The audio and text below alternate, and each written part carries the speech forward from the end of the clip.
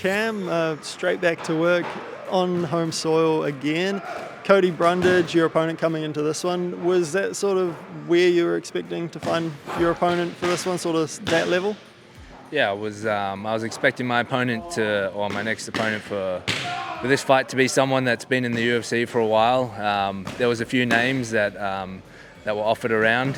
My name was offered around to a few people, and Cody was one of them who said yes, and a couple said no. So pretty grateful that I got such an experienced vet and a big name like Cody for a home fight.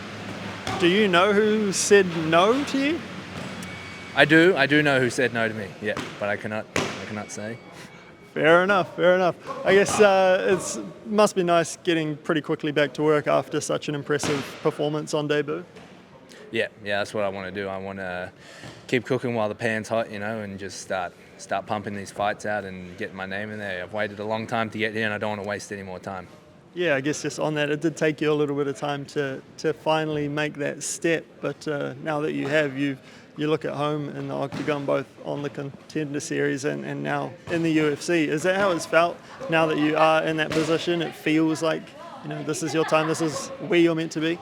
Yeah, definitely after that last fight, I felt like I feel quite comfortable in there, fighting guys who have had, 10, 11 fights in the UFC. I've had a lot of fights outside of the UFC as well, like kickboxing and MMA, so I've had a lot of experience, but just going in there and feeling the crowd and stuff, it doesn't feel that new to me. It just feels like another fight, which is really good.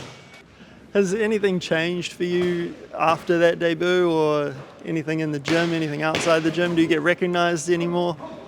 Nah, nothing's really changed for me. I don't get recognised outside of the gym. Eugene puts a little bit more pressure on me now. I've got to kind of put a bit more into the training and stay a little bit more focused, but that just comes with the territory of being in such like a high stakes fight. Having such an impressive debut, I guess, how do you improve on that? There's plenty of ways I can improve on that.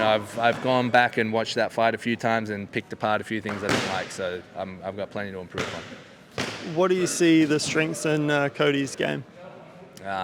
He's very athletic. From what I've seen, he's a very fast, athletic man, and he comes from a really good gym as well. Under Mark Montoya, Factory X. They have a lot of UFC fighters there.